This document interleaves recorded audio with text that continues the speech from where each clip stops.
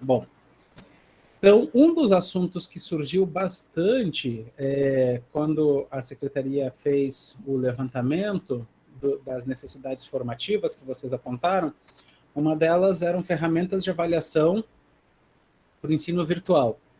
E esse é o foco que a gente vai ter hoje, né? Especialmente porque a avaliação é um tema que eu gosto muito, é um tema que eu me dedico há bastante tempo, e a gente acaba tendo ideias, muitas vezes, diferentes para poder fazer esses processos avaliativos no mundo virtual. Feliz ou infelizmente, agora a gente já voltou mais ao presencial, então talvez algumas dessas ideias possam ser pensadas para quando vocês tenham que fazer algumas atividades virtuais, mas tem várias outras das ideias que eu vou apresentar aqui que podem ser utilizadas, inclusive, na classe presencial, né? Elas são virtuais, mas não necessariamente precisam ser remotas. Acho que com esse grupo vai ser mais tranquilo. Eu vou dividir essa e o próximo encontro uma parte um pouquinho mais teórica, dando umas noções básicas, assim, teóricas sobre avaliação. Eu digo que vai ser mais tranquilo nesse grupo porque é que a maioria, se não me engano, é formado, são pedagogas, né? Então, teve essa formação dentro da sua base, diferentemente do pessoal que é formado em artes, a avaliação é uma coisa vista assim, en passant, né? Dentro de algumas disciplinas pedagógicas, mas não poucos são os currículos que têm uma dedicação sobre a avaliação. Então, talvez algumas coisas sejam um pouquinho repetitivas, porém, eu acho legal mostrar algumas ideias, de repente organizar alguns pensamentos dessa parte mais teórica, e vocês se sintam livres para perguntar, para me interromper, para comentar, sem nenhum problema, tá?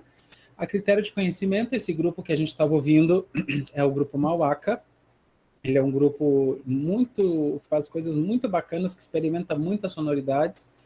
São lá de São Paulo, conheço boa parte do grupo, assim, é bem interessante. As meninas fazem coisas de vários lugares do mundo, então trazem um repertório bem diferenciado e com uma qualidade musical ímpar, né? Então vamos lá. Deixa eu botar aqui. Só confirma para mim que o texto que está aparecendo na ordem correta e não espelhado para vocês. Só para eu ter certeza que está tudo certinho. Não sei os outros, mas eu não estou vendo o texto. Estou vendo só um pouquinho de escrita na sua tela. Eu não consigo ver. Tu tá no celular, Sayene? Estou no celular. Então faz o seguinte, ó, clica na minha imagem e vai ter uma imagenzinha de um alfinete. Daí tu clica no alfinete e eu vou ficar maior, vou ficar grande. Que daí eu fico maior e fica mais interessante. Obrigada, consegui. Deu certo? Ótimo. Deu. Pedi para o senhor para poder falar um pouco mais alto, que eu também estou com o celular, mas não estou conseguindo ouvir. Ou Melhorou aumentar assim? O volume ou chegar mais próximo do microfone. Melhorou assim, Divino? Por enquanto está audível. Tá. Sempre, o fone de ouvido sempre ajuda, né? Especialmente celular, porque eu mesmo estou no computador e mesmo assim uso fone porque a gente acaba focando melhor a atenção, né? Mas até o meu microfone é bastante bom, então, como eu aumentei ele no máximo, talvez vocês vão ouvir o ruído do ventilador, né? Isso então, talvez o fone ajude a limitar esses ruídos. Bom, eu vou começar aqui fazendo uma provocação básica, uma pergunta, né? Vocês, com formação em pedagogia, com certeza já se fizeram isso várias vezes, mas quando eu falo avaliação, quais são as primeiras palavras que vêm à mente? Pode digitar, pode abrir microfone e falar. Boa tarde, sou Maria Antônia, da Escola Maria da Glória. Para mim, a avaliação seria assim, um diagnóstico do aprendizado do aluno. Certo. Ótimo, então, diagnóstico do aprendizado. Mais alguém?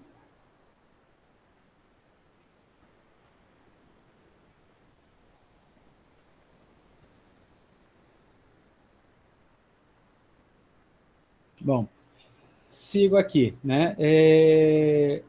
Geralmente, quando eu faço essa pergunta para as pessoas, né, vem algumas palavrinhas.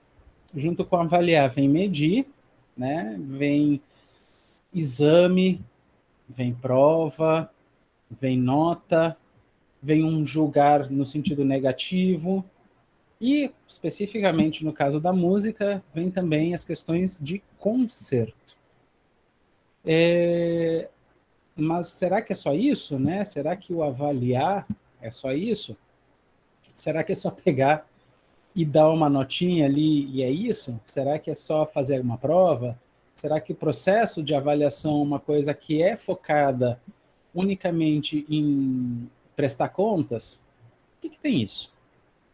Bom, tem um cara que eu gosto muito, que é o São Martí, e ele vai dizer isso, que a avaliação é um conjunto de atividades que possibilitam 3 coisas. 1, identificar erros, entender as suas causas e tomar decisões para superar esses erros.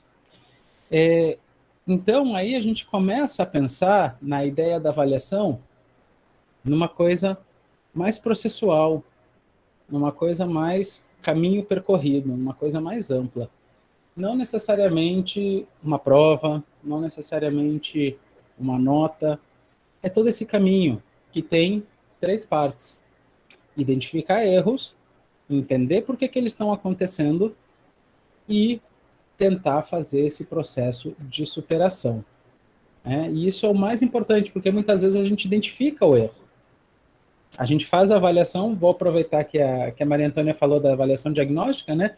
A gente faz a avaliação diagnóstica e fica nisso, e não faz nada além disso. Então, o mais importante na avaliação não é só fazer essa identificação, é o que fazer com esse resultado que a gente teve da avaliação. Bom, eu vou discutir aqui um pouquinho algumas questões que têm a ver com o sistema educativo. Vocês se sintam à vontade para intervir, para interferir, para concordar, para discordar, para dizer qualquer coisa, né? Bom, o que a gente pode olhar antes, né? Em primeiro lugar, vou dar uma olhada no que diz a ciência sobre avaliação. O que a pesquisa nos fala sobre avaliação. E o que a pesquisa nos fala também, eu vou chamar que é uma utopia muitas vezes, né? Mas o que a gente sabe sobre avaliação? Primeiríssima coisa sobre avaliação. Que a inteligência é diversa e abarca diferentes áreas dos saberes e da vida humana. O que significa isso? Significa que a gente não está mais falando numa perspectiva de QI, que foi muito vigente até, posso dizer, anos 80, quando eu ingressei no meu processo de escolarização, eu lembro ainda de escutar. Não sou afiliado com a teoria de inteligências múltiplas do Gardner, mas ele tem aí um papel interessante para começar a ver outras formas de inteligência que não a lógico-matemática e a linguística, unicamente, que eram e continuam sendo, né, na realidade, as competências, as inteligências tidas como as únicas inteligências, e isso a gente vai ver nos nossos processos de avaliação externa e avaliação massiva, que buscam unicamente medir ou ver o conhecimento, e esse conhecimento muitas vezes deturpado, das matemáticas, do português, e agora na prova Brasil estamos chegando nas ciências, mas as ciências são as ciências da vida, né? Todas as outras ciências estão desconsideradas nessas avaliações externas. É uma inteligência múltipla. A gente acaba querendo só avaliar uma questão ou outra, né? Então a gente tem que considerar isso. Bom, o que mais a ciência nos diz? E a gente quer uma coisa utópica, né? A avaliação é um motor para promover as mudanças na estrutura do sistema educativo. Quando a gente pensa nessa educação bancária que Paulo Freire falava, ou nesse sistema neoliberal que a gente tem, a avaliação ela vai ser um motor para ter um sistema educativo mais justo, mais igual, equitativo e que respeite as diversidades. O que a gente... Bom, depois eu vou falar da nossa realidade, mas pensando no que nós queremos, é que a avaliação gere esses insumos dentro, essas informações sobre o aluno, individualizando a pessoa e não botando ela numa caixinha que todos têm que sair igual. Esse é um dos grandes desafios da escola e dos sistemas educativos de maneira geral. O que mais a gente sabe? Avaliar não é dar nota. Quando eu falo com educadores, pedagogos, se entende isso muito bem. Quando eu falo com pessoal das artes em geral, o pessoal entende muito bem. Quando a gente fala com o pessoal das exatas e das duras, isso já gera um conflito, né? Ou até em outros países que eu andei por aí, ainda se tem esse vínculo de que nota é igual a conhecimento. Então, o cara tirou um 8, ele sabe 8. Um cara tirou 5, ele sabe 5. Não é verdade. Não é verdade mesmo. A gente vai continuar debatendo isso. Outra coisa que a gente sabe a partir da pesquisa, avaliar serve para melhorar a aprendizagem, isso a gente já está careca de saber, mas a gente esquece que a avaliação também é utilizada para melhorar o ensino, o currículo e as instituições. A gente sempre pensa numa unidirecionalidade da avaliação, sempre para o estudante, sempre da aprendizagem. Mas a avaliação, ela nos dá feedback, mecanismos de feedback, para pensar o ensino, para pensar o currículo e para pensar a instituição. É trabalhoso, por isso que a gente muitas vezes não pensa. A gente já sabe que nos 3 primeiros anos de docência é quando se forma e cristaliza a forma de trabalhar docente. Depois disso é muito difícil de mudar.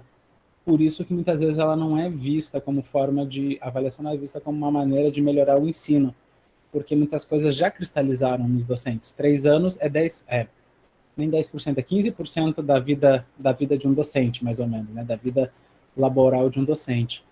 Então, depois disso, ele fica os outros 85% da vida mais ou menos cristalizado. Uma coisa que a gente sabe também da pesquisa, que a coavaliação e a autoavaliação são tão eficazes para se ter evidências do aprendizado. A coavaliação é aquela que os colegas avaliam um ao outro. A autoavaliação a gente já sabe, né? Quando é o professor só que avalia o aluno, ou quando é só o aluno que avalia o professor, o que é muito menos comum, se chama heteroavaliação. Eu não lembro de pesquisas na área de educação infantil ou de séries iniciais, mas aí quando começa a adolescência, séries finais e ensino médio, né, já se tem resultados de pesquisas e de estudos que mostram que a percepção que o aluno tem do aprendizado dele é muito parecida com a percepção do professor.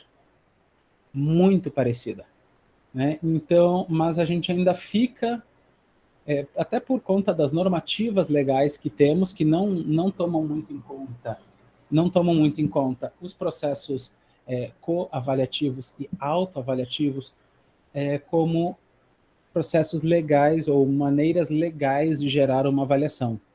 E isso também tem a ver com a questão de que muitas vezes, apesar da gente dizer que não, a gente entende a avaliação como nota.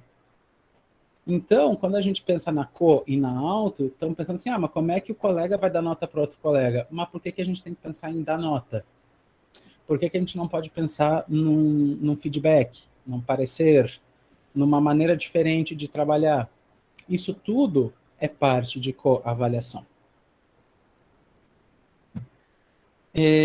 A última coisa que a gente sabe da pesquisa, até o momento, ou pelo menos que eu recopilei assim, a grandes modos e tendências, que uma avaliação verdadeira, por verdadeira, a gente quer entender aquela que vai realmente entender o processo de aprendizagem do aluno, realmente entender e alimentar o ensino do professor, e entender a instituição e o seu currículo, o seu PPP, no caso das escolas, ela vai levar em consideração todo o processo educativo.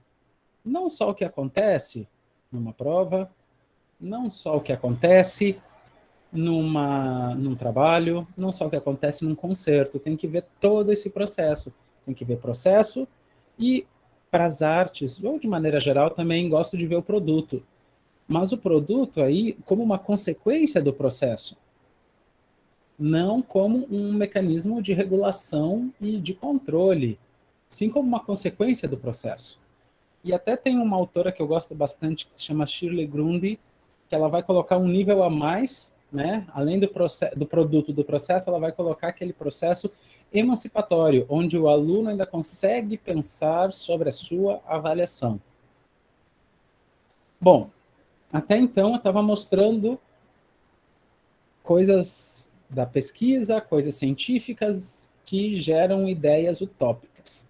Mas qual é a realidade que a gente tem na sala de aula, já seja da escola básica, da universidade, ou de onde for, né? A gente unicamente usa como instrumento de avaliação medições de provas, trabalhos e, no caso da música, concertos, né? Aí a Sayene também falou ali teste, né? É o que vem à cabeça, é o que vem prova, né? Porque o sistema, a gente está numa coisa chamada cultura do exame, ou cultura escolar, que está enfocada, que gira em torno dessa avaliação por testes e provas. Essa é a nossa realidade. As notas refletem o quanto o aluno aprendeu, e se ele tirou uma nota baixa, a culpa é dele. Desconsiderando que a vida é bem mais complexa do que isso, né? A gente nunca sabe a realidade do aluno, a gente nunca sabe a realidade daquela escola, né? Então, a vida é muito complexa para generalizar um aprendizado numa nota. Na nossa experiência docente, a gente sabe isso. O problema é que o sistema de ensino não sabe, e os pais, muitas vezes, por não entenderem de educação, também não sabem. Outra coisa que é muito prática, isso é uma coisa que cabe a nós mudar, né? Porque vem do sistema educativo, vem da cultura, que o julgamento do professor é a palavra final, né? Ou seja, a heteroavaliação é a palavra final, porque ele detém o conhecimento. Ok, a gente tem experiência, a gente sabe mais, mas se nos níveis, especialmente adolescentes para mais adultos, eles têm plena consciência do que eles estão fazendo, ou do que eles aprenderam, será que é só a gente mesmo? Né? Existe também uma questão aí de expressão e compreensão que eu vou detalhar lá na frente. Outra coisa que é a nossa realidade, né? A gente se baseia muito porque assim nos exige o sistema, muitas vezes, e a gente acaba incorporando, que os resultados, que são quantitativos, e esses resultados quantitativos com base em produtos, eles são utilizados para a distribuição de orçamento. Sei que não é o caso da Prefeitura de Cuiabá, porque eu já perguntei no outro grupo e não é, mas eu já vivenciei redes de ensino que distribuem, premiando as escolas que têm os índices melhores, baseado num resultado quantitativo que pode ser facilmente manipulável, sendo que muitas vezes deveria ser o contrário, as escolas que estão mais necessitadas, que estão piores, que deveriam ter mais orçamento, mais investimento para poder superar essas debilidades, essas deficiências que estão tendo, né? Então, isso é um fato.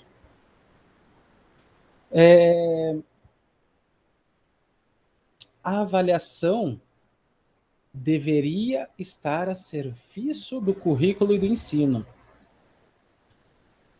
Só que esse sistema neoliberal que vai ditar tudo que a gente tem que fazer, inclusive as artes estão lá embaixo na hierarquia desse sistema, porque o que se quer são pessoas que saibam ler um manual e façam contas básicas para poder trabalhar de forma crítica, eles que vão ditar o nosso currículo. E esse currículo vai ser feito através das avaliações que são feitas pelas avaliações externas. E cada vez tem tomado mais força essa avaliação externa com um corte neoliberal no Brasil. Cada vez mais a gente tem uma avaliação que só se foca nos conhecimentos linguísticos, nos conhecimentos de lógica matemática básica e nas ciências naturais que está entrando agora, mas mesmo assim de uma maneira muito dura, não pensando na vida como um tal, né? Mas sim uma coisa dura. Então, o que vai acontecer? As redes de ensino, e aí eu vejo isso na minha experiência, principalmente nas privadas, mas não é exclusiva das privadas, mas eu vejo mais forte isso nas privadas, que eles vão olhar o que a prova pede para daí, a partir daí, fazer o seu currículo, fazer o seu PPP da escola. Então, está invertendo essa lógica, né? Deveria ser exatamente o contrário. A avaliação deveria estar a serviço da educação, mas a educação está a serviço da avaliação. Exatamente, a aula de artes, que horas começa, né? Começa exatamente aí. Muitas vezes, inclusive, parece que não é o caso da Prefeitura de Cuiabá, porque também no outro grupo já me disseram que não, mas quando eu trabalhava em outras redes, quando eu via outras redes, eu já vi outras redes, e quando chegava perto das provas externas, os professores de arte, os professores de educação física, todos viravam repetidores de conteúdo de português e matemática para preparar os alunos para a prova. Acabava, assim, faltando 2 semanas, 3 semanas antes da prova Brasil ou do Enem, todos os professores viravam professores daquele conteúdo que ia ser cobrado na prova externa. E repetidor. Repetidor. Essa é a realidade que temos. Né? Aqui uma coisa que tem a ver, que é mais problemática, porque nós somos muito grandes aqui no Brasil, que os exames e os estándares, todos são estabelecidos igualmente para todos os estudantes. Eu entendo conseguir, ou tentar fazer isso mais próximo em países pequenos, sei lá, pois Irlanda, Uruguai, Guatemala, Panamá, que são países pequenos, é mais fácil tu fazer essa estandarização. Porém, a gente é muito grande. A gente é muito grande. A maneira como uma criança conta aqui no Pantanal pode ser muito diferente de uma criança que conta lá no sertão nordestino. A maneira como uma pessoa entende os animais em São Paulo, na cidade de São Paulo, que é uma selva de pedra, é muito diferente de uma pessoa que vive no Cerrado, diretamente no Cerrado. É muito diverso, é muito complexo para estandarizar tudo em 20, 35, 50 questões de um exame que é igual para todo o território brasileiro. Isso é muito complexo. Bom, tendo visto essas realidades e a nossa utopia, né? Vamos falar um pouquinho o que a gente vai entender por processo avaliativo. Eu sempre digo, isso é uma frase minha, que a avaliação, o processo avaliativo, ele é uma pequeníssima janela que a gente tem para a mente da criança, para a mente do nosso aluno. Por que eu digo isso? Porque eu fui aprender isso com os linguistas, né? Basicamente, a gente tem 2 mecanismos de interação com o mundo, segundo algumas perspectivas dos linguistas. A compreensão e a expressão. A compreensão é tudo aquilo que eu recebo do mundo e entra em mim, incorporo, não incorporo, rejeito, não rejeito, mas vem do mundo para mim. E a expressão é tudo aquilo que eu ponho para o mundo. E eu não estou necessariamente falando de expressão artística, não. Estou falando literalmente expressar, botar para o mundo. Os linguistas dizem que eu só consigo expressar aquilo que eu consegui compreender.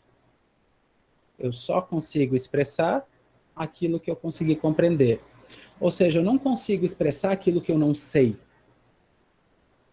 E mesmo assim, eu não consigo muitas vezes expressar na totalidade tudo aquilo que eu sei. Aí, quem gosta de Vygotsky vai fazer pontes aí fáceis, né? Com a zona de desenvolvimento próximo e a zona de desenvolvimento real. Eu só consigo botar para fora aquilo que já está internalizado.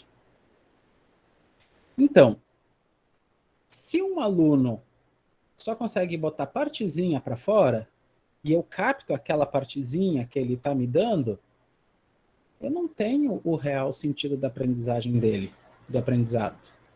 Eu não tenho exatamente tudo que ele aprendeu.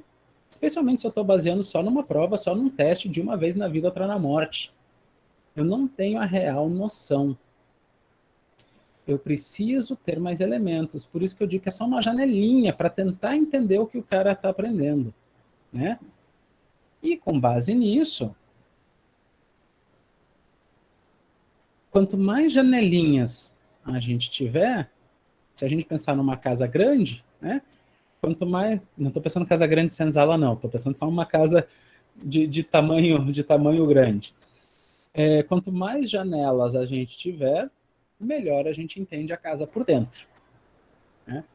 Então, a gente não tem como fazer uma real avaliação se a gente não tiver várias janelinhas. A gente vai ter uma visão. Quem quiser fazer também aí relação com o mito da caverna do Platão, pode fazer, tá? E também, nessa mesma perspectiva, se a gente só olhar uma janelinha, a gente só vai ter uma visão sobre os currículos e a instituição. Por exemplo, se eu só olhar os professores de uma escola para ver como é que está o funcionamento da escola, eu vou ter uma visão enviesada da escola. Eu vou ter só uma visão. Eu teria que olhar para os professores, para os alunos, para os pais, para os funcionários. Teria que fazer todo esse processo. Eu olhar para eles se olharem entre si, né? Por isso que a avaliação é tão complexa, por isso que ela não é simples. Porque ela é um processo muito demorado e muito trabalhoso. Pois bem, sabendo tudo isso, né, eu vou me permitir ampliar um pouquinho a ideia da Antônia e pensar nessa ideia que a avaliação não é só a avaliação diagnóstica, né, ou como a Sayene colocou, não é só o teste, é um processo. Não é só uma ação, são várias ações. E esse processo tem 3 etapas. E eu chamo isso de processo tríplice da avaliação. Tá? Esse é o nome bonitinho que eu dei lá. Esse processo tríplice, ele tem 3 etapas, né? Tríplice 3 é óbvio. A primeira, a gente tem que identificar os erros, como o Samartya já disse. Identificado isso, a gente tem que tomar alguma decisão para superar. Isso a gente vai traduzir em fazer ações de medir, julgar e usar os resultados. Esse julgar aí, ele não é um julgar feio, crítico, negativista, não, tá? É uma coisa isenta, o mais isento possível. Então, vou julgar para ver o que eu posso fazer para melhorar. A e B, e vou emitir um parecer, tá? Um julgar, um juízo nesse aspecto. Por conta disso, eu vou ter essas 3 etapas, né? De medição, de juízo e de uso dos resultados.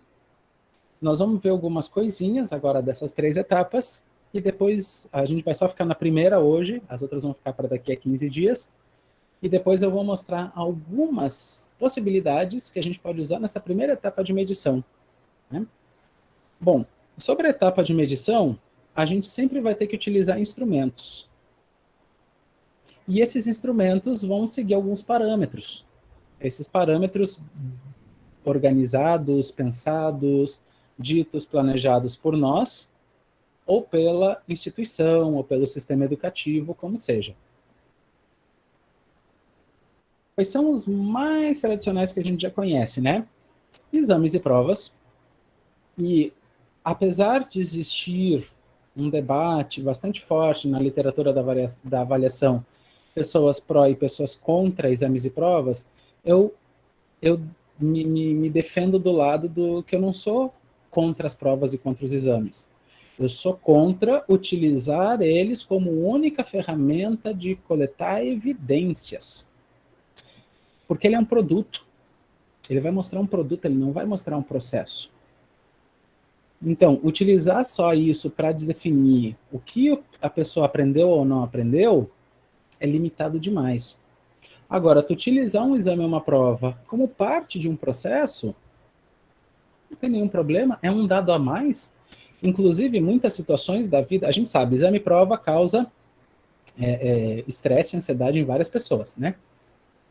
E a vida é assim, com base de estresse e ansiedade. Então, a gente também tem que se acostumar a vivenciar isso, mas vivenciar de uma forma sã, uma forma onde o resultado do exame e da prova não vai definir o teu destino, por assim dizer. Outro instrumento de medição também são os trabalhos, né? E aí eu vou pensar nos trabalhos em grupo e nos trabalhos individuais. Talvez trabalho em grupo, a gente sabe que é um pouquinho complexo, especialmente nas idades mais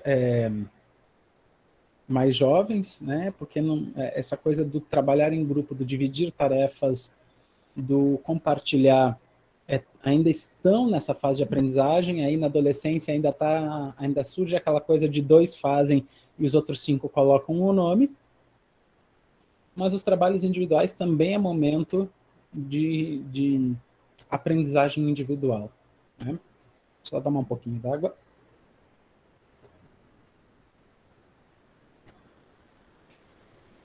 Outro aspecto que a gente pode utilizar como instrumento de medição são as observações. E por ser músico, eu coloco aí observações, tracinho, escuta. Porque muitas vezes na música a gente não tem que ver, a gente tem que ouvir, né? Então é o equivalente da observação é a escuta.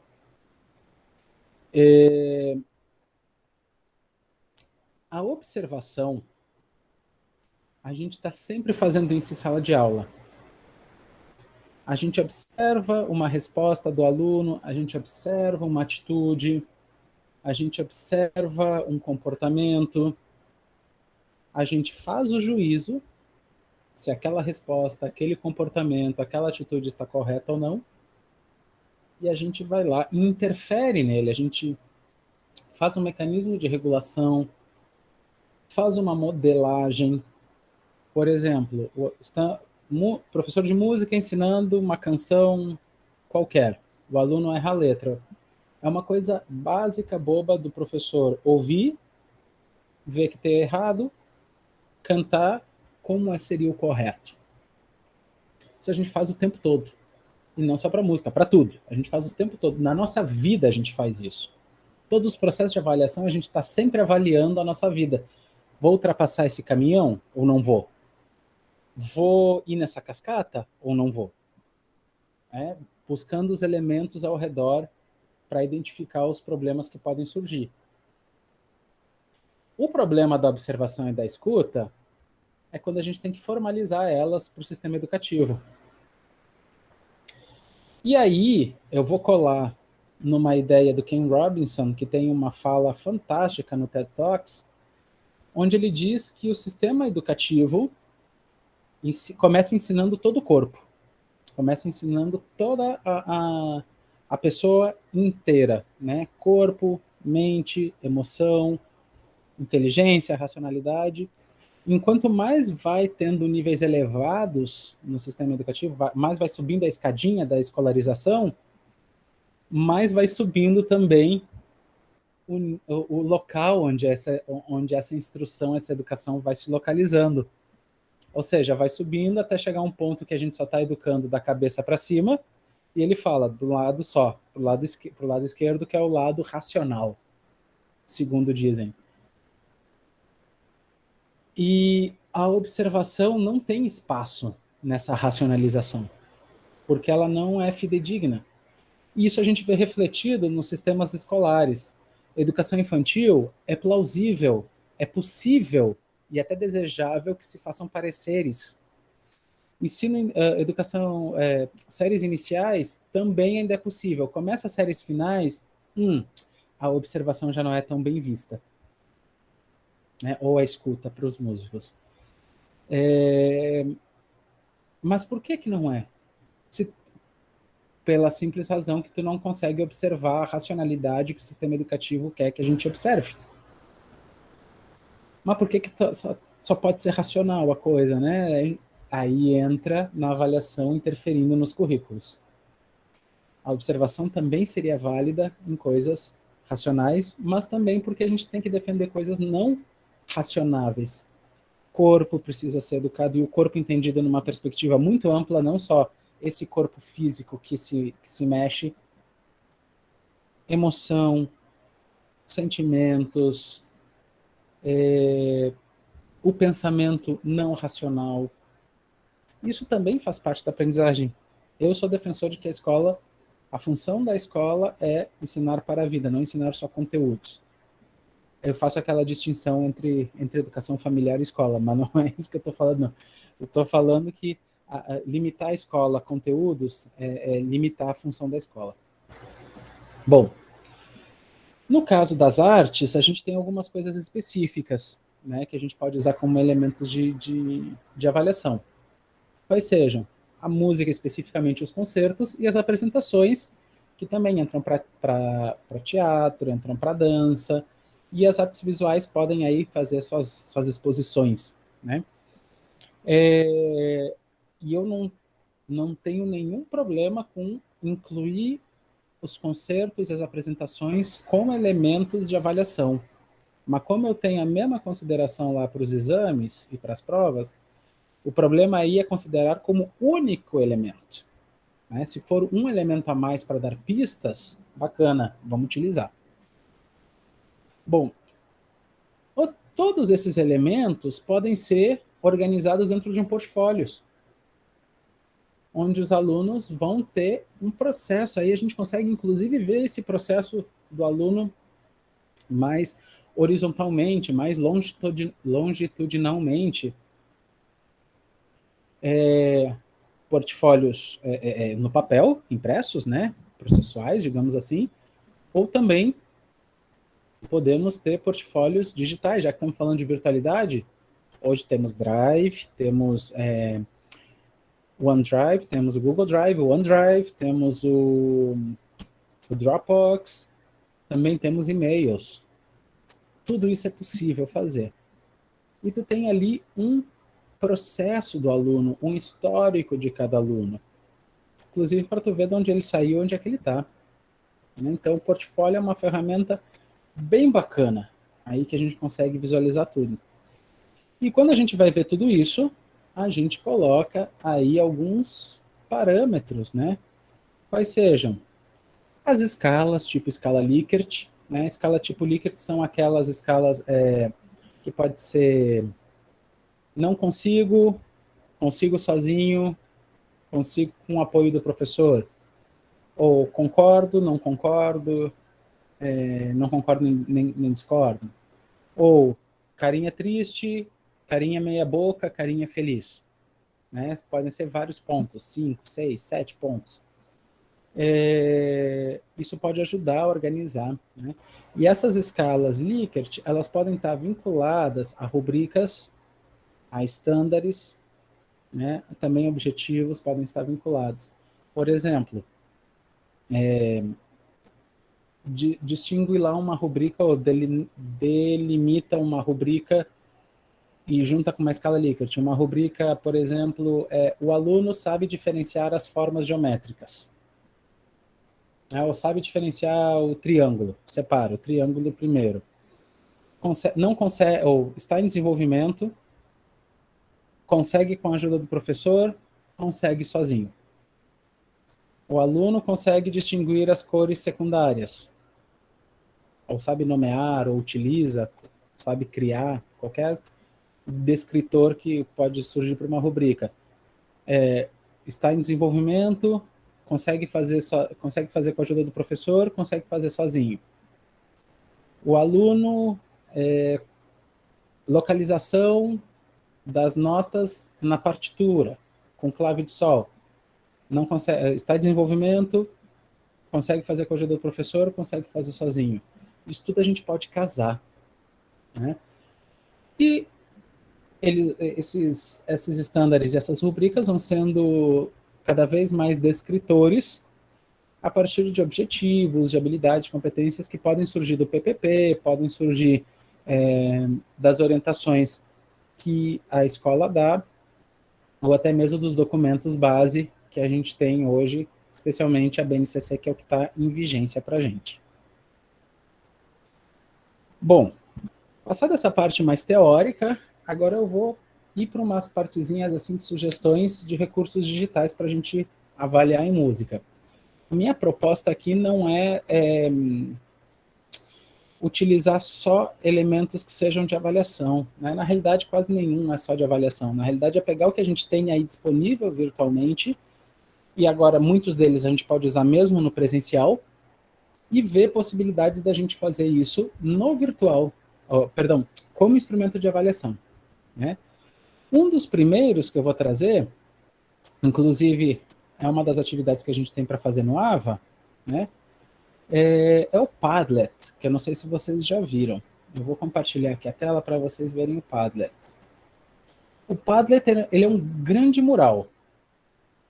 Onde é que está o Padlet? Aqui.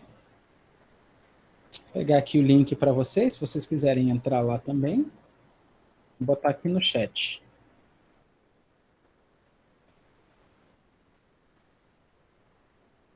Bom, o Padlet é um grande mural cuja proposta é colocar o que poderíamos dizer stickers, né, como se fossem os post-its. Aí a gente pode fazer esses post-its podem ter várias configurações. Eu vou mostrar o que eu já fiz, que é uma atividade assíncrona que a gente vai fazer, mas também eu vou mostrar aqui vou mostrar aqui o resultado visual e depois como fazer, como responder, né? E o como criar vai estar lá no assíncrono. Então, por exemplo, esse é o Padlet que eu criei para a nossa atividade. E o que eu pedi na nossa atividade, né? Faça 3 coisas. 1, escolha uma música e procure no YouTube. Daí eu pedi para colocar ela aqui num post do Padlet. Depois, explique a razão dessa sua escolha no mesmo post. E a terceira coisa é curta e comente o vídeo de um ou mais colegas. Eu tinha feito um aqui de exemplo, daí agora com a outra turma da formação eu já fiz outra aqui de exemplo, eu vou fazer um com vocês também. O que é bacana?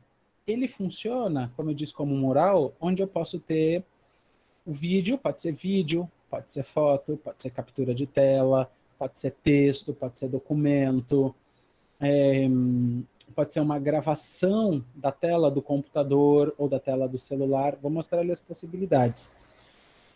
E ele cria uma coisa bem dinâmica, e eu não preciso sair para vários lugares. Por exemplo, a gente tinha ouvido a música Quando a gente estava começando, estava ouvindo o vídeo do Mauaca, que é esse grupo lá de São Paulo, né? E aqui o primeiro que eu botei era um grupo que eu tocava, que eu coordenava, quando eu morava ainda no Ceará. Eu botei aqui, vou botar aqui só para a gente ouvir, que ele já abre direto do YouTube, não precisa nem abrir uma nova janela.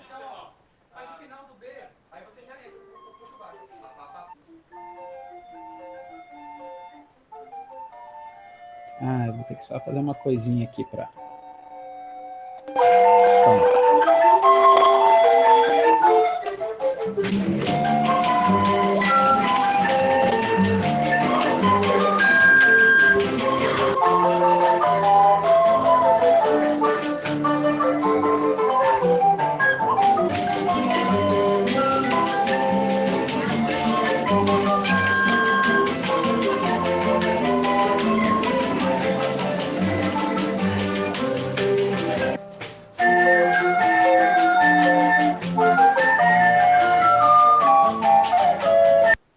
Só critério de exemplo, né?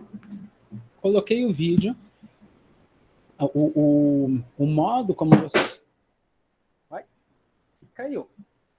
Caiu alguma coisa. Ou foi no vizinho de cima? Estranho. Bom, paciência, depois eu vejo.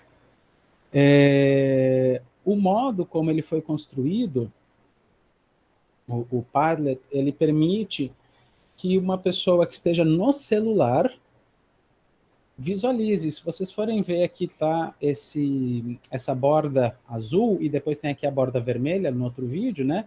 É bem o formato do celular, porque daí ele vai vendo como se fosse cada um como um post, assim como se estivesse no Instagram, como se estivesse no Twitter, e vai vendo assim, ele é muito bacana porque ele é acessível e amigável a uma plataforma no celular ou também no computador. Qualquer um dos dois dá certo. E o que eu botei aqui? Que eu tinha pedido também, né? O título, né? Uma coisinha de título tem que ter, né? Mas o vídeo, o porquê da seleção desse vídeo, e aqui embaixo é onde eu posso adicionar comentários e curtir. Bem estilo Facebook mesmo, né? Ah, já achei que caiu. Bem no estilo Facebook. Então, se eu botar aqui e fizer um comentário,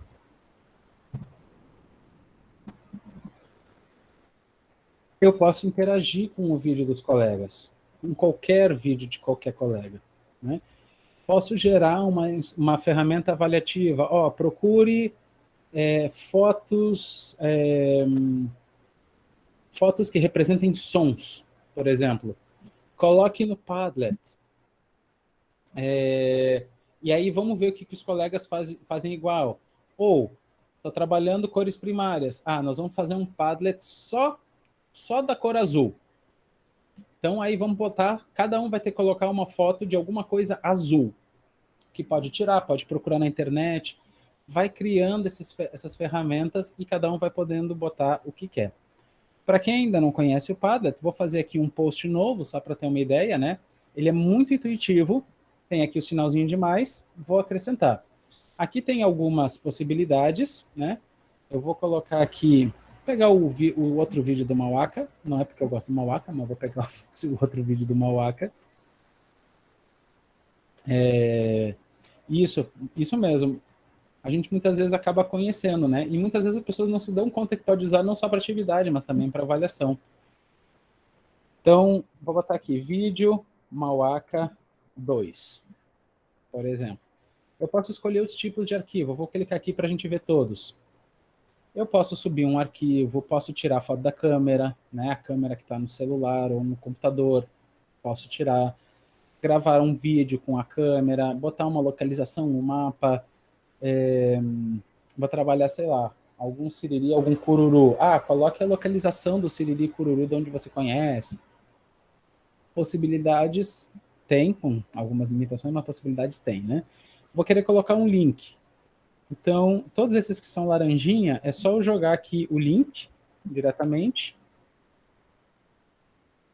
Ele vai carregar um pouquinho. Ok. Vou colocar o que eu quero dizer. Exemplo 2. Posso colocar uma outra cor só para diferenciar, se eu quiser, né? Já botei azul, já botei vermelho, vou deixar esse em verde. E eu publico. Posso, inclusive, se eu quiser, mudar a ordem. Né? Quem é o dono do Padlet pode mudar a ordem aí da publicação. Certo? Posso fazer esse mural, jogar quando já tiverem vários, quando tiverem bastante, daí eles vão descendo, daí tu pode botar o Padlet que pode organizar, né? Então, pensando assim, vamos pegar os sons da natureza, vamos ver uma paisagem sonora, peguem os sons da natureza, e depois dá para organizar quem botou sons de vento, organiza todos juntos, quem botou sons de animais, organiza todos juntos. Isso tudo dá para jogar com o Padlet, ele é bem bacana. Bom, essa é uma ferramenta. A outra ferramenta que eu quero mostrar para vocês é o Google Forms, que a gente está acostumado a usar ele de um modo bem... Aqui. A gente está acostumado a usar ele de um modo bem como formulário, muitas vezes até para a própria presença, né, que a gente faz muito aqui na formação. Mas a gente também pode usar ele como ferramenta de avaliação, com ou sem propósito de gerar nota ou não gerar nota, né? Deixa eu mandar aqui o link para a gente. Vou pegar aqui, pegar o link direitinho. Ele também vai estar lá no... Não quero isso. Sai daqui. Ele também vai estar lá no AVA para a gente poder mexer nele. Ah, tá aqui. Achei. Eu quero aqui, copiar. Pronto. Vou mostrar aqui o Google Forms na sua função, assim como os alunos veriam, e depois como é que eu configurei ele. Né? Botei aqui o link dele na visão de aluno para vocês verem. Aqui eu pedi... Aliás, eu deveria ter feito outra coisa. As perguntas estão embaralhadas, tá? Então, eu pedi para ele embaralhar as perguntas e acabei não me dando conta que eu tinha configurado de uma maneira que eu não podia ter pedido para ele embaralhar as perguntas. Mas depois eu ajeito. Então, eu pedi para botar os e-mails para o pessoal receber as respostas no e-mail, depois eu explico. E daí vem as perguntas, né? O Google Forms, ele tem uma coisa bacana, só que é um pouco estática. Do tipo, a gente consegue colocar fotos, consegue colocar vídeos, a gente consegue colocar fotos na pergunta e na resposta, vídeos só separados, né? E ele tem algumas coisas bem interessantes. E é legal que tu tenha usado, Sayane, depois tu conta pra gente o que tu fez, né? Aqui é uma avaliação, digamos, da parte de teoria musical, né? Então, muito rapidamente, aqui só para quem ainda nunca utilizou, eu já atribuí alguns pontos, ó, só para a gente ter uma ideia de como funciona, mas não precisa atribuir pontos, não é necessário atribuir pontos. Então, esse daqui é uma questão de completar compassos musicais. Ok, temos um compasso 4x4, qual dessas alternativas completa o compasso?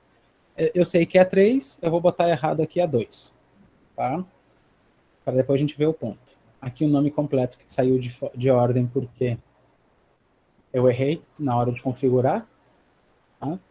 Essa atividade aqui, ela está perdida, depois eu vou usar, e essa atividade aqui também está perdida, depois eu vou voltar para ela. Ó, essa daqui identifica a tonalidade dos trechos musicais, é essa daqui da letra B e da letra A que vai aparecer. O que é para fazer nessa daqui? Identificar qual é a tonalidade e quais são as notas, né? O cara está aprendendo a ler as notas musicais, então essa é a atividade para aprender a ler.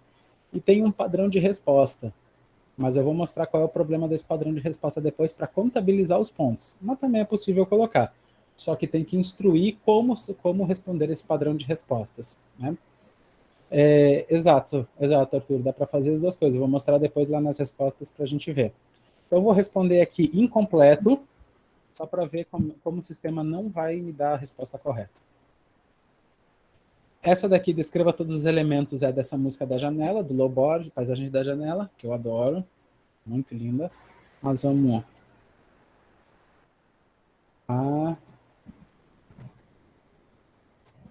3 pontinhos.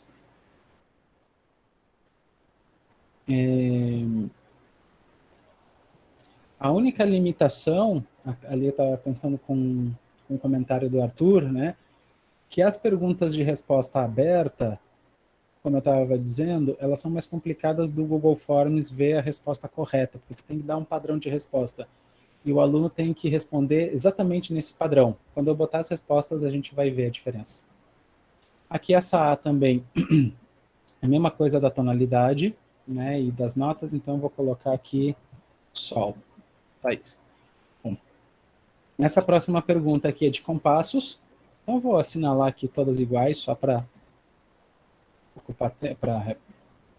verificar, para economizar tempo. Isso daqui é para verificar qual é a fórmula de compasso, né? Então, aqui eu configurei para fazer linhas e colunas, depois eu mostro ali como faz, mas daí o aluno pode escolher, só tem uma resposta correta. Aqui, intervalos musicais, mesmo sistema daquela de cima, vou jogar aqui aleatoriamente, né? Tem várias erradas. Essa daqui é bem bacana porque a gente colocou as imagens na resposta, por isso que eu acho um recurso muito legal, porque tu faz a imagem, tu coloca na resposta, né? Aqui é para identificar quais são os signos musicais que adicionam meio tom à nota, anula os acidentes que tem e diminui meio tom à nota. É esse daqui, tá? Sustenido, B quadro, bemol. Terminei a avaliação, envio. Enviou, eu configurei, já chegou no meu e-mail, porque eu configurei que todos os alunos recebessem as suas respostas no e-mail. Isso eu acho muito bacana, primeiro porque ele vai ter o registro, segundo que tu pode dizer, não, tu recebeu as tuas respostas no e-mail, cadê a tua resposta? Como é que tu não conferiu? Né? E ele pode ver aqui a pontuação dele diretamente. Abri uma nova página, já veio para cá. Eu errei todas. Mas como eu errei todas? Ah, eu esqueci de botar as respostas corretas nessa, tá? Eu tirei sem querer. Eu errei todas. Aqui seria a pontuação máxima e ficou com 0 de 85. Então, olha que bacana aqui. Como vai aparecer para o aluno depois. Não ganhei nenhum pontinho dessa. Daí ele, opa, a resposta está errada. Qual era? Ah, eu tirei ali. Espera só um pouquinho, gente. Deixa eu só fazer uma alteração na configuração. Cadê? Respostas.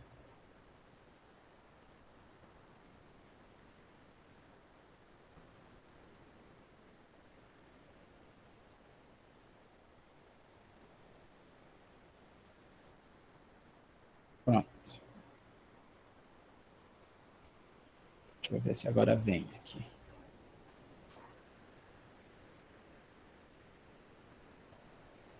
Ai, desconfigurou o formulário.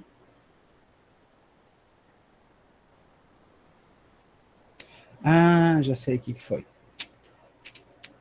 É que no outro grupo eu desconfigurei o formulário e configurei de novo, esqueci de configurar tudo. Tudo bem. Vou mostrar aqui então como é aqui. Mesmo assim. Qual é o que eu quero? Qual é a janela que eu quero? Não sei. Vamos testar. Não, não é esta. É esta.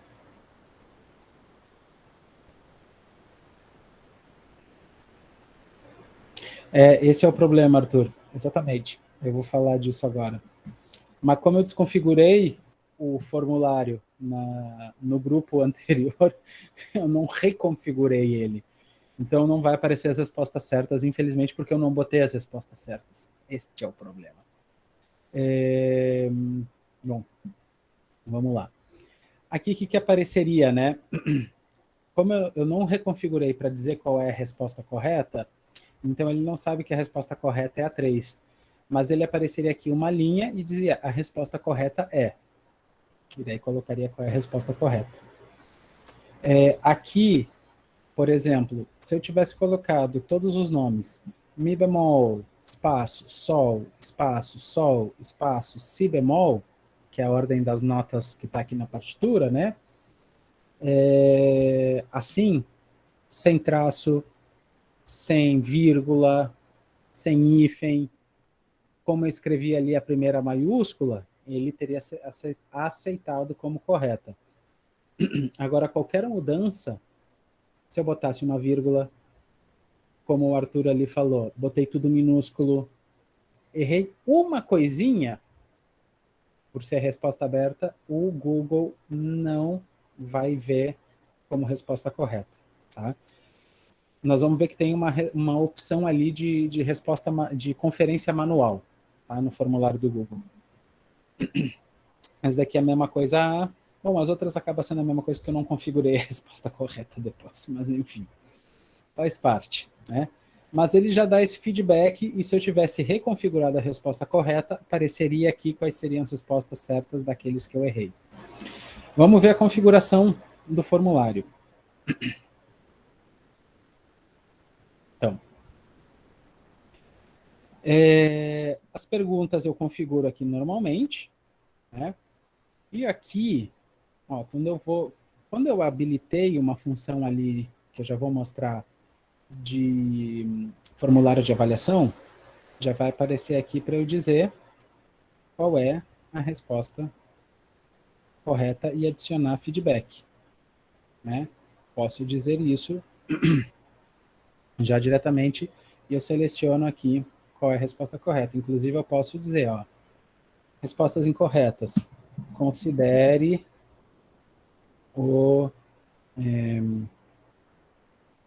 a fórmula de compasso. E as respostas corretas. Sei lá, parabéns. Posso salvar isso e fica ali já o feedback. Para quando dá a resposta correta e quando dá a resposta incorreta. Posso fazer isso para todos, tá? Aqui eu tenho que colocar exatamente da maneira como eu quero que seja a resposta. Inclusive, eu posso, esqueci de mostrar aqui, eu posso modificar a pontuação, né? Eu botei como base lá os 5, mas pode ser outra. Aqui eu seleciono as que são as corretas. E resposta correta. Seleciono que aqui a oitava justa é a primeira, posso configurar isso daqui para 5, 4, 1 ponto. Eu vejo como eu quero, né?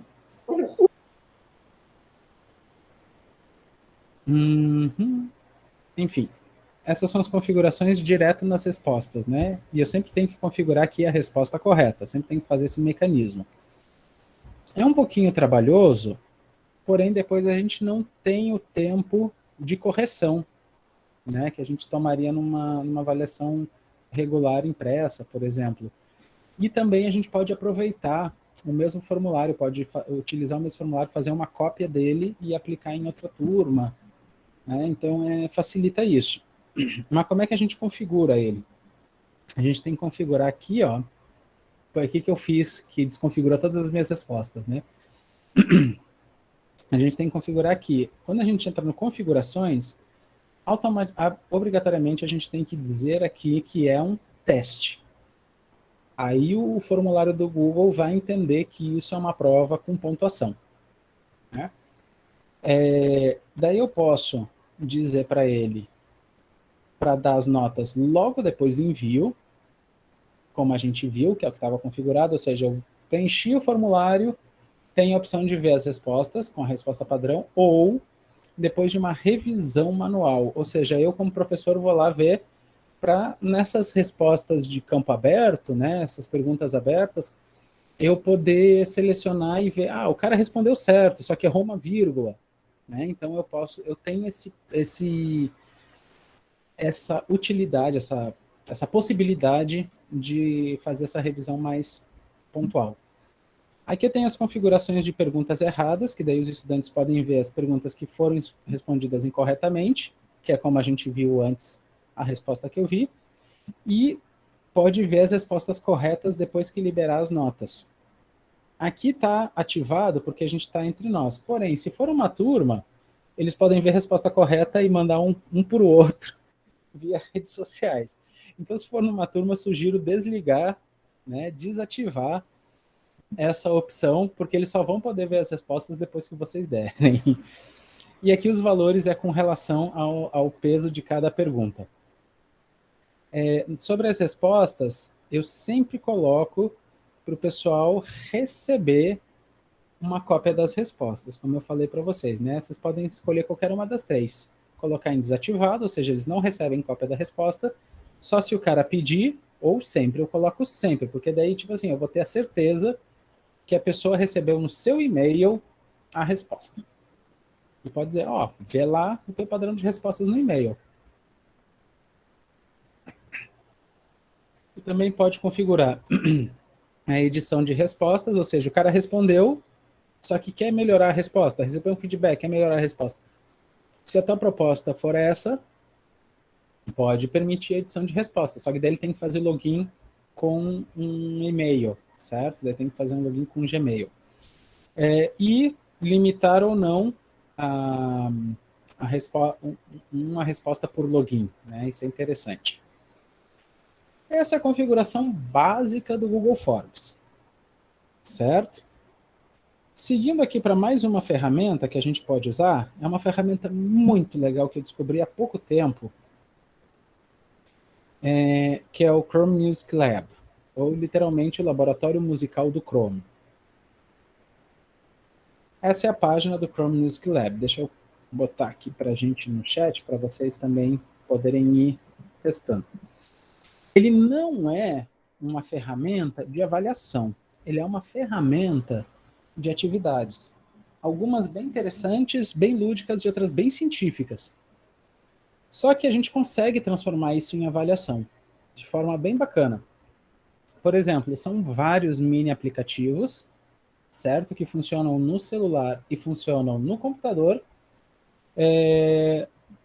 Vou começar aqui pelo Shared Piano, ou seja, o piano compartilhado.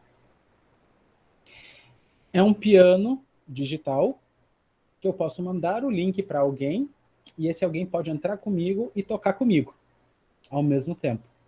Eu posso, inclusive, gravar e pedir e mandar para o professor, né?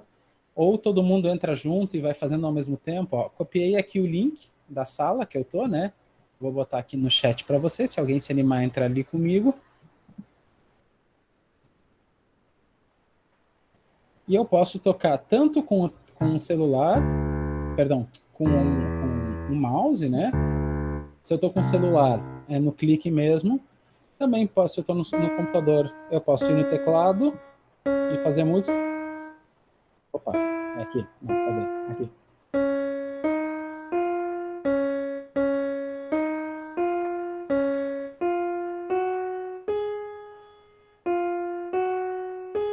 Se alguém entrasse comigo, eu poderia fazer duas vozes, brincar com Frère Jacques.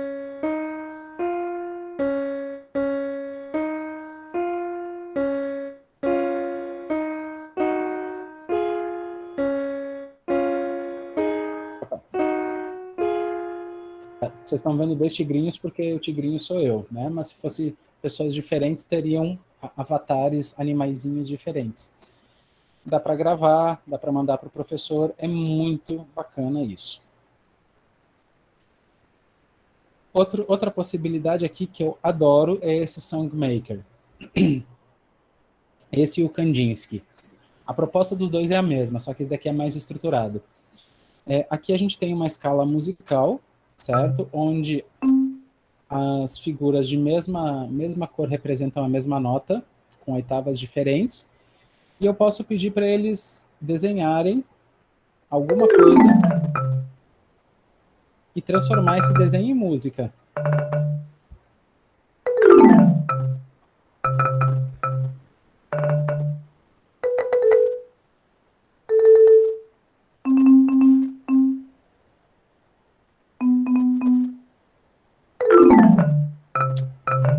Foi mão livre mesmo, fiquei com preguiça de fazer bonitinho. E daí eu coloco para tocar.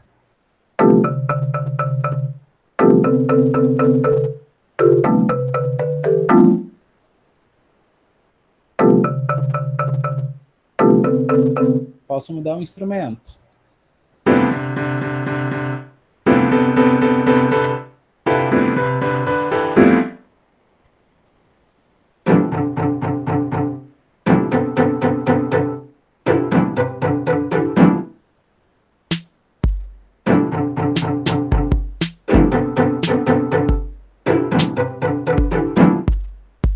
Posso botar uma linha de percussão embaixo.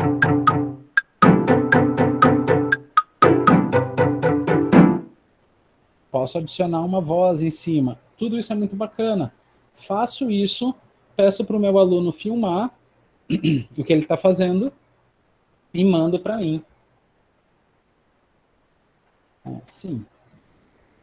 Apesar de estar muito bonitinha a minha música, não quero agora.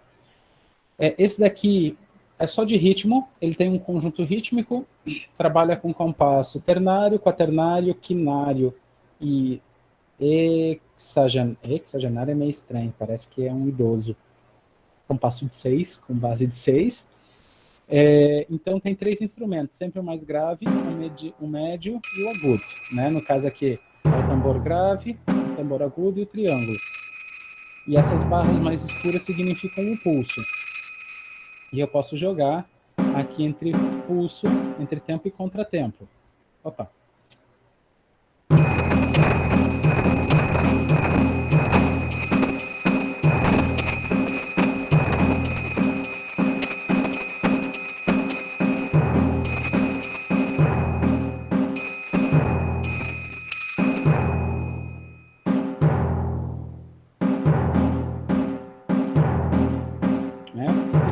ficar jogando com esse. Tem vários conjuntos.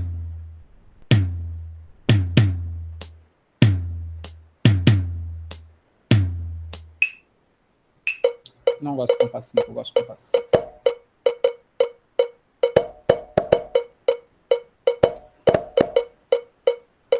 E a gente pode jogar com todos os instrumentos que tem aqui.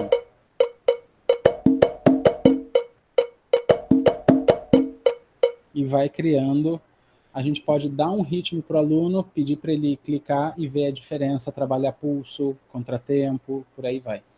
Esse espectrograma eu não gosto, não. Não vou nem mostrar para vocês, depois se vocês quiserem, vocês vejam. Mas o espectrograma, ele é basicamente para ver como as ondas são construídas, mas não do ponto de vista, sim, do ponto de vista físico, mas não é legal. Eu gosto mais de outra parte aqui, que aqui sim é muito legal de ver as ondas.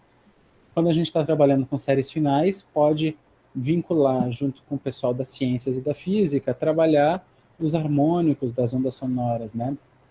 Não sei se esse daqui vai dar para ouvir, porque ele é muito grave, mas a partir daqui dá para ouvir.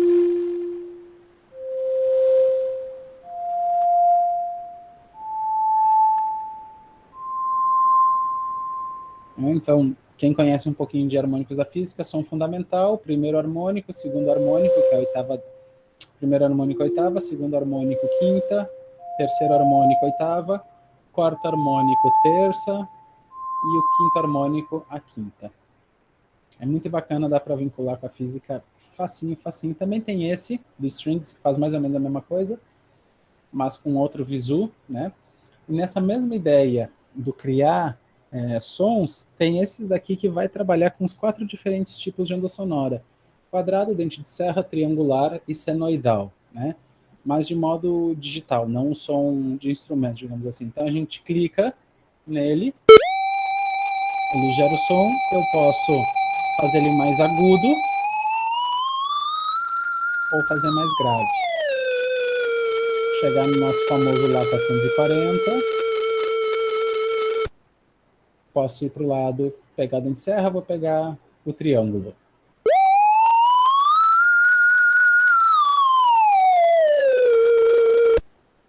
Também pode trabalhar com o pessoal da física.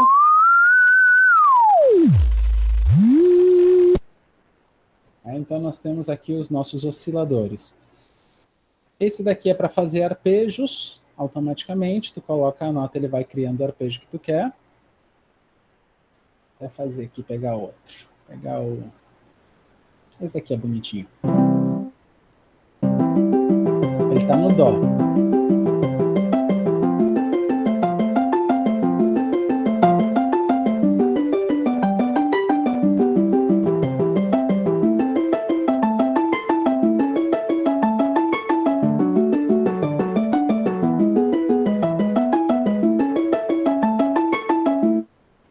Vai criando os arpejos, dá para inclusive fazer uma canção junto, a gente, enquanto canta, né, muda o instrumento.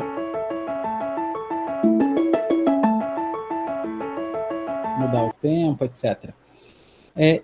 Esse daqui, o Kandinsky, esse daqui, o Melody Maker, é muito parecido com o Song Maker, só que ele só pode fazer uma melodia por vez, mas o Kandinsky eu acho fantástico, eu adoro ele. Tu vai desenhando e o formato que tu desenha vira aquela música. Então, pode pedir, inclusive, para desenhar alguma coisa, com base em alguma coisa que vocês viram. Sala de aula, fazer o alfabeto, que a professora de sala está vendo o alfabeto.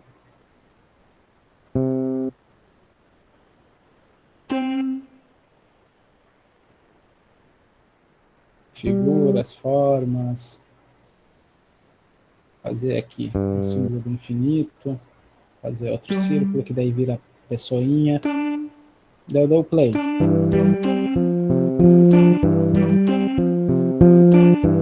Posso mudar o tipo de som.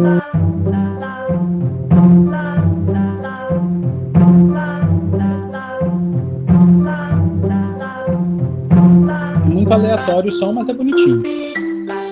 Bem interessante. Todos esses a gente pode pedir para eles fazerem as suas composições, fazerem as suas criações, filmar, mandar para a gente, né? Por isso que eu digo, eles não são pensados para ser de avaliação, mas a gente pode vincular alguma atividade com isso e transformar em avaliação, né? Tá aprendendo as cores. Faça uma melodia só com as cores primárias. Vermelho, amarelo, azul. Aqui roxo já é secundário, né? Esse aqui não é azul. Tem mais cara de azul. Faça uma melodia só com as cores primárias. Não, laranja não. Cadê aqui? Vermelho. Mesma coisa, mantém a ideia da escala, né?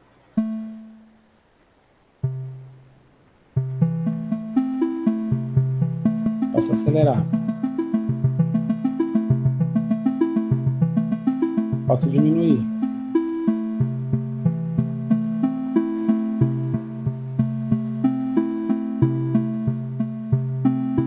Posso ir brincando.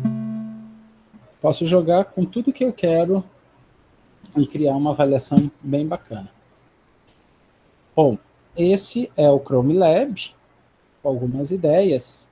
E o último que eu quero apresentar para vocês hoje já é mais da parte teórico-musical mesmo, que é o Teoria Musical PT. Ele não é meu preferido, tem um outro que eu prefiro mais, que é o musictheory.net, só que o musictheory.net não está em português, ele não tem versão em português, esse tem. E só é português de Portugal, então a gente tem que infelizmente, se abrir um pouquinho para o português de lá. Deixa eu mostrar aqui para vocês. Ops, fechei errado. Aqui. Pronto.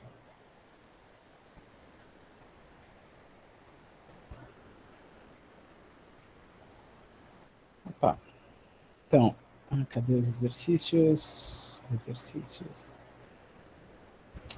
Quero português. Ok. Então, o que é legal do site, a gente pode mandar o site normal, né, assim, completo, que vai trabalhar coisas teóricas, que eles chamam, em Portugal eles falam destrezas, as destrezas teóricas, o que em Portugal se chama treinamento auditivo, para nós é percepção musical, mas a gente também pode fazer o exercício, configurar o exercício como a gente quer e mandar para eles, né? Então, por exemplo, estou fazendo coisas bem simples, estou começando a leitura de notas na partitura com eles, nas claves, né? Não quero os 15 dias grátis de Fretbras. Então, quando eu clico ali na leitura de claves, vai abrir uma tela para eu configurar meu exercício. Então, vamos dizer assim, quero só a clave de sol, quero só as linhas, não quero os espaços, só quero linhas. Vou botar aqui grupos de 5 notas. Eu posso escolher aqui, colocar nota, teclado visual ou teclado com 5/8, ou seja, que a pessoa vá respondendo com o nome da nota musical ou utilizando o desenho do teclado. Vou deixar só com o nome da nota. Deixei sem tempo para não deixar a pessoa apurada, né? Porque senão fica muito tempo. E eu posso aqui deixar limitar, por exemplo, quanto tempo. Posso limitar por exercícios ou por tempo, né? Então, vou limitar por 5 exercícios. Se eu der OK, vai gerar o exercício e nós já vamos ver isso. Só que antes, eu pego aqui, esse aqui é o pulo do gato. Se eu clicar aqui, sempre que a gente vir não é cadeado, é um chain. Carena. Ai, droga. Me foi. Uma corrente, sempre que a gente vê elos de corrente, é link, né? Então, isso daqui vai gerar o link desse exercício, como eu configurei ele, né? Então, eu posso clicar aqui, gerei, vou botar aqui para vocês no chat. A Maria está perguntando o quê? Curiosa, ferramenta. Sim, já conta o pulo do gato. É uma coisa que eu descobri também recente, me botei a aprender, adorei. Já virei fã. Bom, eu passei o link para o pessoal, como eu passei para vocês. Se vocês clicarem direto no link, vocês vão cair no exercício que foi configurado aqui, que é esse que apresentei aqui, né? Então, vou dizer aqui que eu vou colocar, ó, a primeira nota é nota Mi, a segunda nota é nota Ré, e veja, vai dando os resultados ao mesmo tempo. A terceira nota é nota Si, mas vou dizer que é Lá. Daí já dá o errado, ó, era para ser o Si. A outra é o Mi também, depois é o Ré, mas eu vou dizer que é o Fá, para errar. Opa, errei. Próximos. Vou botar aqui tudo igual, só para ir mais rápido.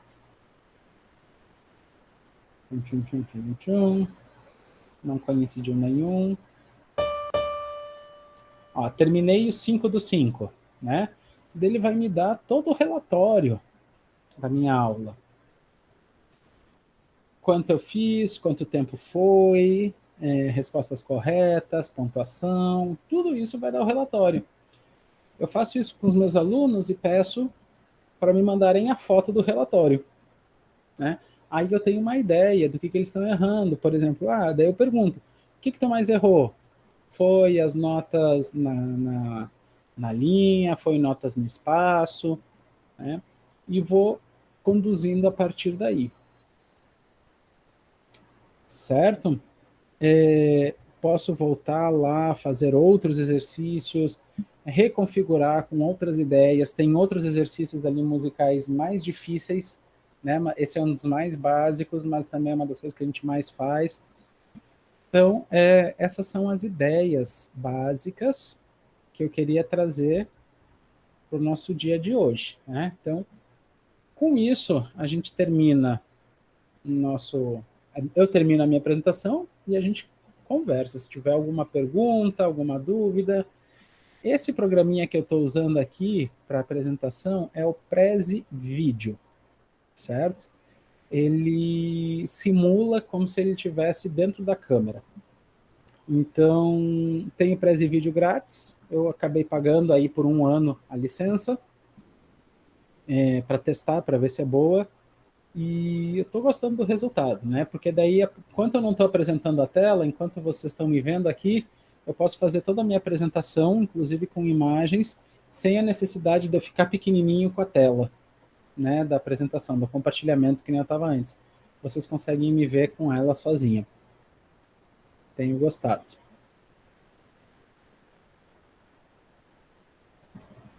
Prezi Vídeo.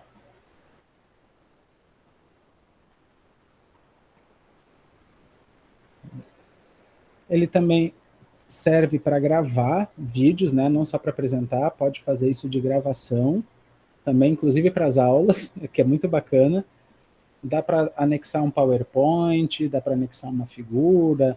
Ó, por exemplo, se eu quisesse agora botar aqui, sei lá, uma coruja. Eu adoro corujas e é símbolo da educação, né? Botar aqui nesse mesmo... Pegar aqui uma coruja bonita. Esta. Aparece na hora. Ou eu peguei aqui e fiz alguma coisa lá para os meus alunos, fiz um print screen, coloquei aqui, né? Tudo isso dá para fazer, posso escolher, eu já deixei essa apresentação pronta, né? Mas também posso montar assim essas coisas ao momento. É bem bacana. Deixa eu tirar aqui a coruja. Gente, alguma pergunta a mais? Deixa eu pegar ali a lista de presença para quem não assinou ainda. Só um momento.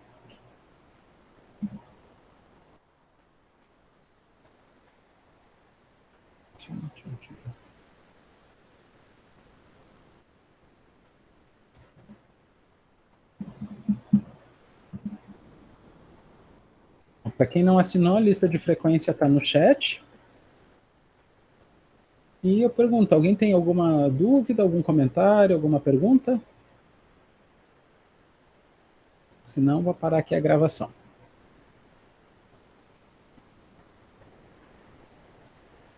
Muito bem.